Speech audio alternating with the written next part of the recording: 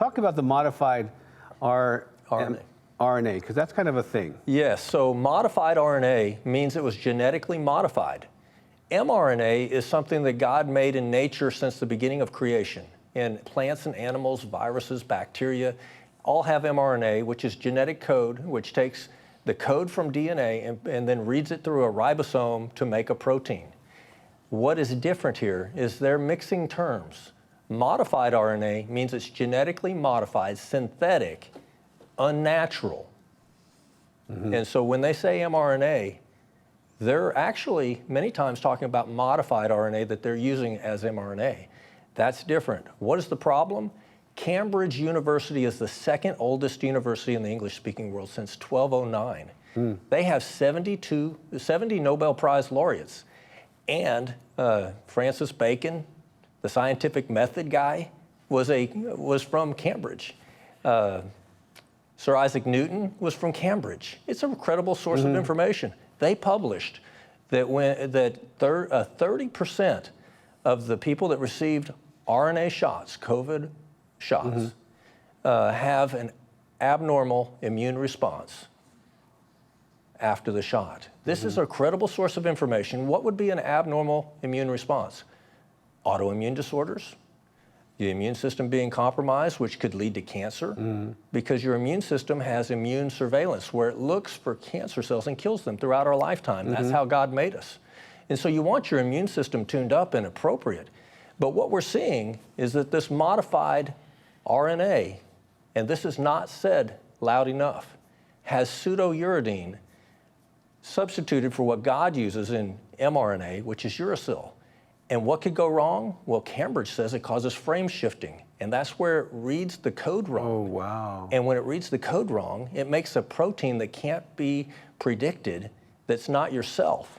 And when that protein attaches to your liver, your body could attack that, but cause collateral damage to the liver, et cetera.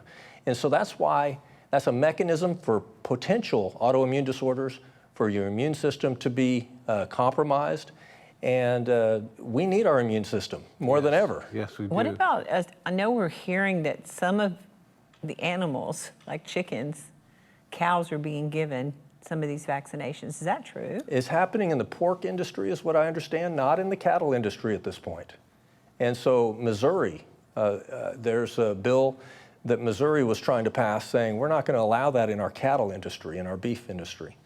And so this is what's happening right now. But modified RNA, Moderna, mod RNA, that's where the term might come from. Modified RNA is not natural. It's unnatural. It's not a part of nature in anything. That is the problem, in my mind, because according to Cambridge, not according to me, 30% can have an abnormal immune response. And so that's what potentially, there's a pipeline for Moderna, for Pfizer, for other companies to make modified RNA. They're going to call it mRNA shots, vaccines, but it's modified RNA, meaning it has pseudouridine. It's not natural. What could go wrong when you monkey with what God created? What about putting some of this in the flu shots? We're hearing about that as well. Right, and so there is a effort to shift everything to this technology. And so let's just kill everybody, right? I mean, well, or make them weaker and let it naturally happen so it doesn't look like we did it. Well, I'm just going to say it doesn't make sense according to Cambridge when I read that about frame shifting.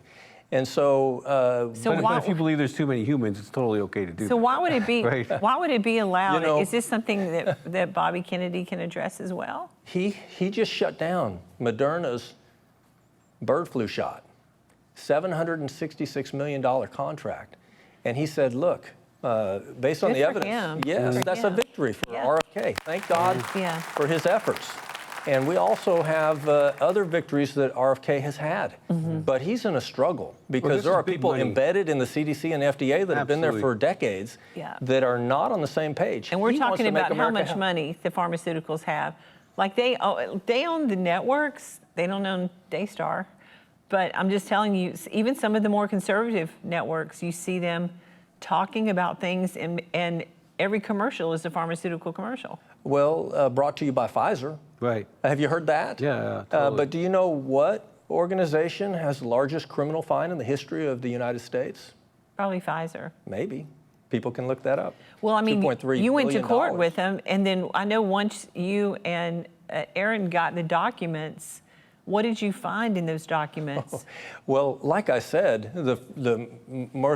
what we did not expect, we wanted to see some good news. We wanted to see the good, the bad, the ugly, but at least have information so we could give informed consent to our patients. And this is based on studies that they did about the vaccine before they released it, right? This is Pfizer's information that they turned into the FDA, and we actually gave the FOIA request to the FDA thinking, well, that's where you should look for information. Right. And we were shocked when the FDA really was not wanting to give that information for 75 years. And thanks to federal judge Mark Pittman in Fort Worth, we received it.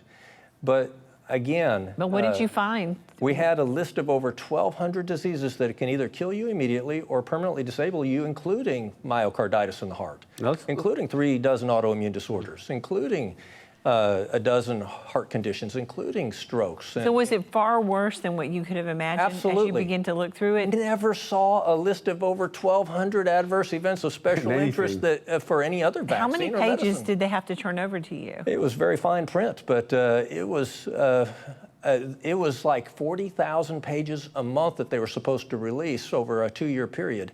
And Aaron Siri's still working on getting all that information from the FDA. What about going forward? You know, we've been in the past. There's some other pandemics that are kind of down the pike. Yes. In the making.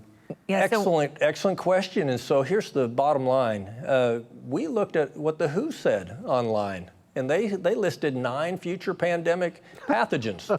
and also, we did the research. If people will go to johnfleetwood.com, JONFleetwood.com without an H, they'll see the articles we have published that are two-minute reads that talk about the companies that have already made vaccines, some of them modified RNA vaccines for these pandemics. How do you make a vaccine to a disease that hasn't happened yet? Yeah, but there's good money in that, because then if the government pays for the vaccine, they're making billions and hundreds of billions of dollars. So there's a motivation that's not necessarily medically Follow oriented. the money is a term that I've heard, which sounds very cynical, but the bottom line is Moderna reportedly made $36 billion with a B in 2022 alone when the vaccines got rolled out. Moderna made $18.1 billion with a B in 2022 alone when their vaccine got rolled out. So there is a financial component that can't be ignored. Right. And so we're living in a time, fortunately, God has put people in place right now that can actually go back to science, maybe reduce all the vaccine schedules, reduce that income flow to them, and make them do what they're supposed to do ethically, to have good science, have placebos, for God's sake, in your studies, and give people what they really need instead of what they can sell. We were told, you're exactly right, we were told by Secretary Kennedy, transparency is number 1. He wants the American people and the world to hear the truth.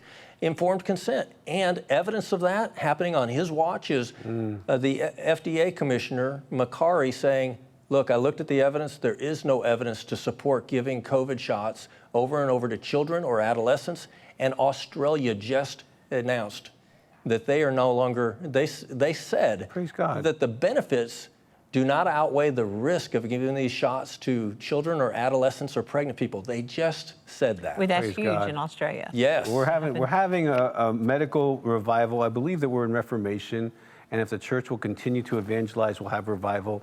We are in a medical reformation, we're in a political reformation, we're in a financial reformation, and I'm so glad Dr. Bartlett... And we can't operate in fear. No. And We're winning. You've got to pray and hear from the Lord as to when these things are coming down the pike. I got to tell you a story about a friend. God answers prayer. A lady was praying by herself. God said, build Capernaum and they will come.